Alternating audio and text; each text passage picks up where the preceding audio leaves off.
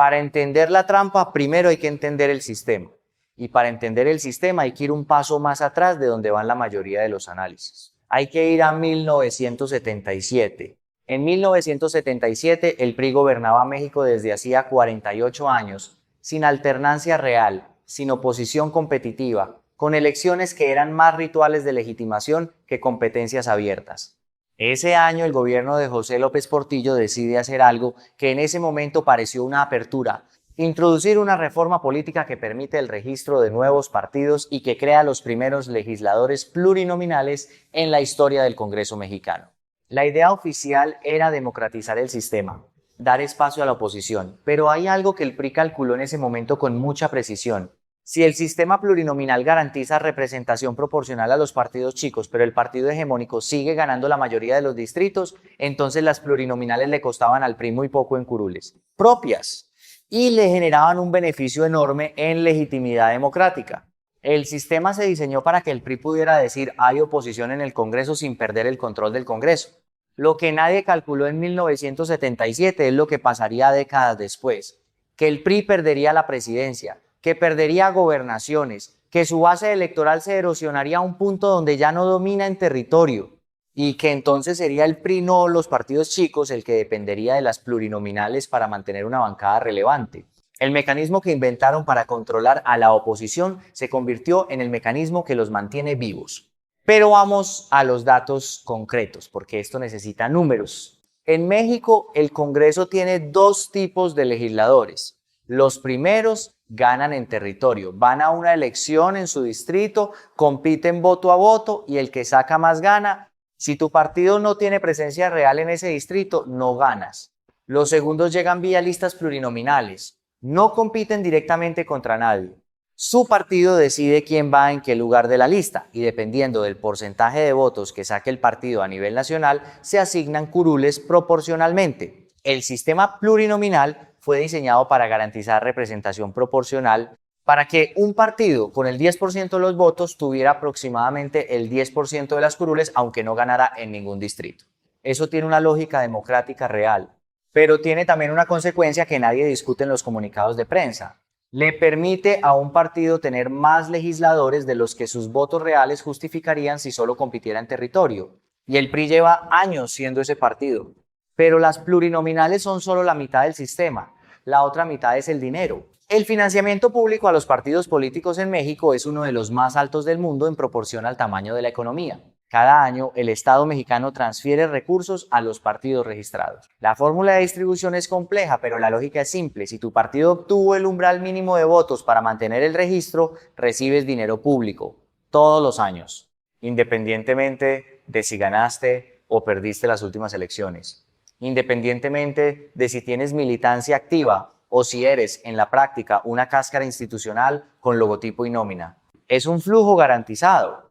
Y para un partido como el PRI, con estructura pesada en todo el país, operadores territoriales que mantener, nóminas históricas, locales partidistas en casi cada municipio, ese flujo no es un complemento, es el oxígeno. Sin él, la pregunta no es si el PRI se encoge, la pregunta es si el PRI puede seguir existiendo en su forma actual.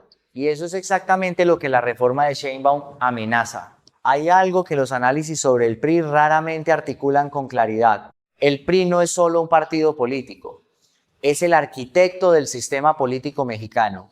Durante 70 años de gobierno ininterrumpido, el PRI no solo ganó elecciones, diseñó las reglas de cómo se ganan las elecciones, diseñó cómo se financia la política, diseñó cómo se asignan los legisladores, diseñó cómo se registran los partidos, diseñó cómo se arbitra un conflicto electoral y lo diseñó lógicamente para favorecer al partido que gobernaba.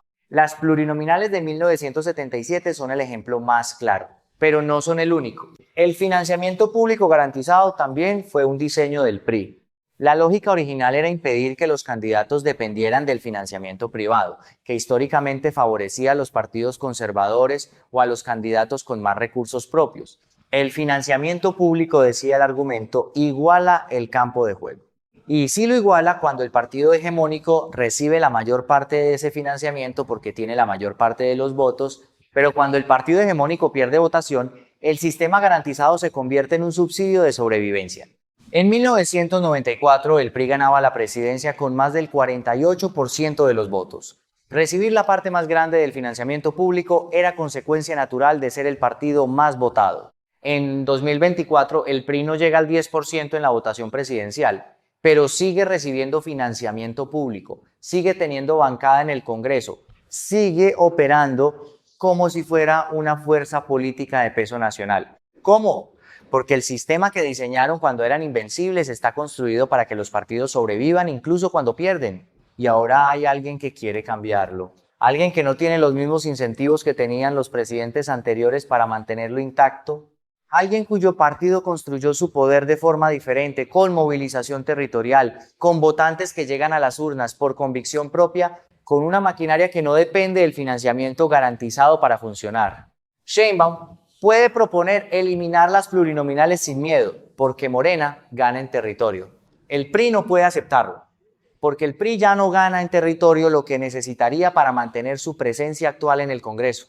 Y esa asimetría, uno que puede y otro que no puede, es el corazón de la trampa. La reforma electoral de Sheinbaum tiene muchas partes. Habla del INE, de los organismos electorales locales, de los bonos y seguros de gastos médicos de funcionarios electorales, de los regidores en municipios pequeños, de topes al gasto en congresos estatales. Pero hay dos puntos que concentran toda la resistencia del PRI, dos puntos que Rubén Moreira, líder del PRI en diputados, no menciona directamente cuando sale a la tribuna. El primero, eliminar o reducir de forma drástica los legisladores plurinominales. En su versión más ambiciosa, la reforma plantea que cada curul tenga un voto territorial detrás, que si tu partido no gana en distrito, no llega al Congreso por la puerta de atrás de las listas. El segundo, reducir significativamente el financiamiento público a los partidos. Sheinbaum lo enmarca bajo la bandera de austeridad republicana. Las elecciones mexicanas son de las más caras del mundo en proporción al PIB. Los recursos liberados pueden ir a programas sociales. La política no debería ser un negocio garantizado por el presupuesto público. Y aquí los datos son impactantes. México gasta en sus procesos electorales y en el financiamiento a partidos una cantidad que, ajustada por el tamaño de la economía, está entre las más altas de la región. No es que las elecciones sean caras universalmente. Es que las elecciones mexicanas, tal como están diseñadas, son particularmente caras por el modelo de financiamiento garantizado y por el tamaño del aparato institucional electoral que se construyó durante décadas. Ese gasto tiene defensores que argumentan que garantiza autonomía e independencia del dinero privado. Y tiene críticos que argumentan que es en buena medida un subsidio a estructuras partidistas que ya no representan a nadie. La respuesta del PRI llega rápido. Moreira dice que la reforma es engañosa, que no responde a ninguna demanda ciudadana real, que Morena quiere apoderarse de los órganos electorales y quedarse con las cámaras retirando las plurinominales. Y luego lanza el argumento que más circuló en medios. Si se quita el financiamiento público, en un país como este los partidos van a estar financiados por el narcotráfico. Es un argumento que suena razonable. El peligro de que el dinero criminal entre a la política mexicana es real y documentado. El problema es lo que implica si lo lees al revés. Si el PRI necesita el financiamiento público para no caer en manos del narco, eso significa que sin ese financiamiento su única alternativa sería el narco. No es un argumento a favor de la democracia, es una confesión de que no tienen otra fuente. Y eso abre una pregunta que el PRI nunca responde en sus conferencias de prensa. ¿Por qué un partido con presencia nacional real, con militantes activos, con una base que lo respalda, necesitaría el financiamiento estatal para sobrevivir? ¿O de lo contrario caería en manos del crimen organizado? La respuesta dice todo sobre el estado real del PRI. Alito Moreno lo reafirma cuando llama al plan B de Sheinbaum una locura y una versión terrible que concentra el poder en Morena. Pero hay algo que ni Moreira ni Alito dicen en ninguna de sus declaraciones, algo que está justo detrás de cada argumento que usan y que es la trampa real de esta historia. Aquí está la pregunta que nadie en el PRI quiere responder públicamente. Si mañana desaparecieran las plurinominales y cada curul exigiera una victoria territorial, ¿cuántos legisladores tendría el PRI en el Congreso? Para responderla hay que mirar el mapa electoral estado por estado. El PRI todavía tiene presencia territorial en algunos estados del norte y del sur del país. En Campeche, irónicamente, el estado de Alito todavía tiene arraigo en algunos municipios. En Tamaulipas, en zonas rurales de Chiapas e Hidalgo, donde la transición política llegó más tarde. Pero en las grandes ciudades, el PRI es casi invisible. En la Ciudad de México, no gana un distrito de mayoría relativa desde hace más de 2 décadas. En Jalisco, Nuevo León y el Estado de México, los tres estados más poblados después de la capital, su votación en elecciones recientes es una fracción de lo que era hace 15 años. El PRI tiene hoy una bancada en la Cámara de Diputados que no refleja su peso territorial real. La brecha entre lo que gana en distritos y lo que termina teniendo en curules es exactamente el tamaño de su dependencia del sistema plurinominal, y ese diferencial no es pequeño. Es la diferencia entre ser un partido con presencia legislativa relevante y ser un partido que apenas alcanza el umbral para mantener el registro. Ese diferencial es el seguro de vida y Sheinbaum lo sabe. Por eso el núcleo de la reforma no es el INE, no son los bonos de los funcionarios electorales, no son los regidores de los municipios chicos. El núcleo son esos dos puntos que el PRI bloquea en cada votación, porque tocarlos no es reformar el sistema electoral, es remover el piso sobre el que el PRI está parado. Y aquí hay algo que el debate mexicano raramente contextualiza. Las plurinominales no son una anomalía mexicana. Existen en muchos sistemas democráticos del mundo, con distintas proporciones y distintas reglas. En Alemania, el sistema mixto combina distritos uninominales con representación proporcional. En España, la proporcionalidad es la base principal del sistema. Pero en esos sistemas la proporcionalidad existe para garantizar representación real a partidos con apoyo ciudadano genuino, no para mantener artificialmente vivo a un partido que ha perdido la mayor parte de ese apoyo. Esa es la distinción que el debate en México se niega a hacer en voz alta. Aquí hay una dimensión del debate que casi ningún análisis aborda. La reforma electoral no solo amenaza al PRI, amenaza en distinto grado a cada partido de oposición. Y esa diferencia de grado crea tensiones dentro de la coalición que se supone debe resistirla. El Partido Acción Nacional, el PAN, tiene una relación distinta con las plurinominales.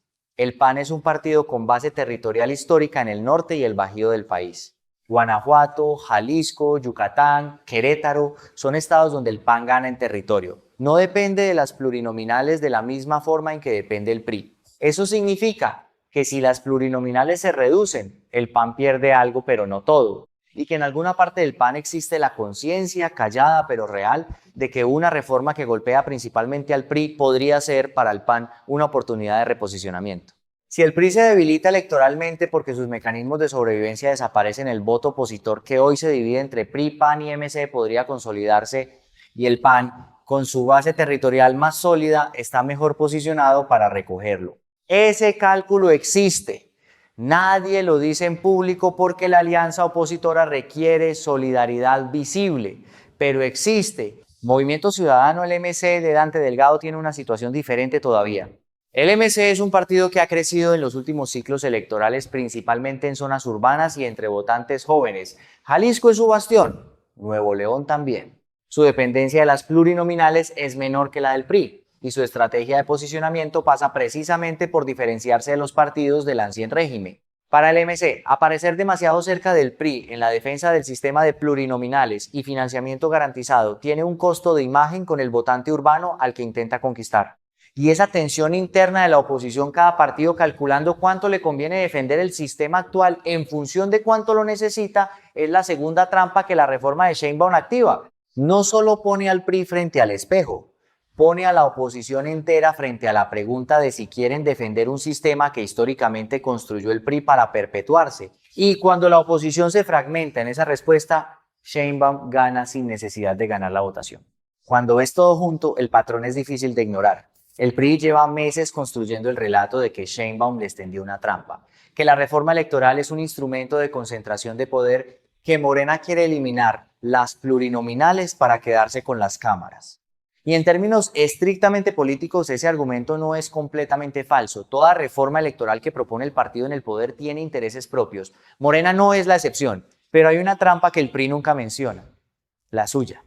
Porque el sistema que defienden con tanta energía, el de las plurinominales amplias y el financiamiento público garantizado, no es el sistema ideal para la democracia mexicana.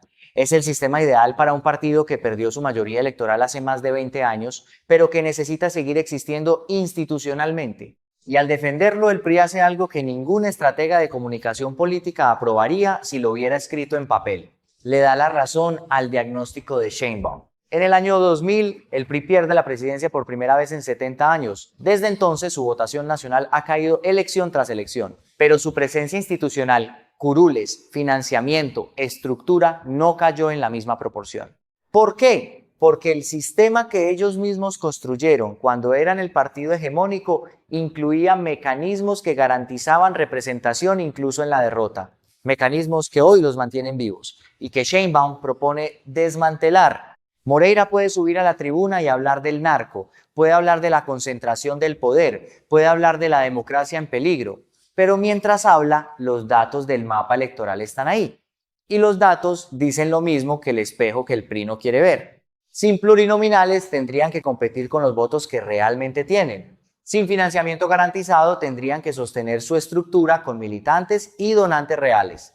Y esa pregunta, ¿cuántos votos reales tiene el PRI hoy? ¿Cuántos militantes activos? ¿Cuántas estructuras vivas en territorio? Es la pregunta que sus líderes evitan responder. Porque la respuesta define si el partido que gobernó México durante 70 años todavía tiene razón de existir como fuerza política independiente, o si lo único que lo mantiene en pie son los mecanismos que Sheinbaum acaba de poner sobre la mesa. Esa es la trampa que nadie del PRI quiere que veas. No es una conspiración de Morena, no es un plan secreto para apoderarse de las cámaras, es el espejo. El espejo que muestra que sin el sistema que ellos construyeron y que ahora defienden, el PRI tendría que responder una pregunta que llevan años evadiendo porque existe. Pero la reforma no se aprobó en su versión completa. El plan B que pasó en abril tiene plurinominales todavía, tiene financiamiento reducido no eliminado. Y el PRI ya anunció que va a resistir en el Senado. Lo que viene ahora son 3 preguntas que este video deja abiertas. Primera, ¿hasta dónde puede resistir el PRI? Los números en el Senado son más ajustados que en diputados. La resistencia tiene margen, pero ese margen se achica en cada elección. Segunda, ¿el PAN va a seguir alineado con el PRI si la reforma los beneficia diferencial? Esa conversación ya está ocurriendo en privado dentro de la oposición y cuando salga a la luz va a cambiar la geometría del bloque opositor. Tercera, la más grande, ¿qué pasa con el PRI en 2027 si llegan a las elecciones intermedias con menos dinero, sin el blindaje completo de las pluris y con Alito como su cara visible? Esa historia todavía no tiene final, pero los datos para escribirlo ya están todos sobre la mesa.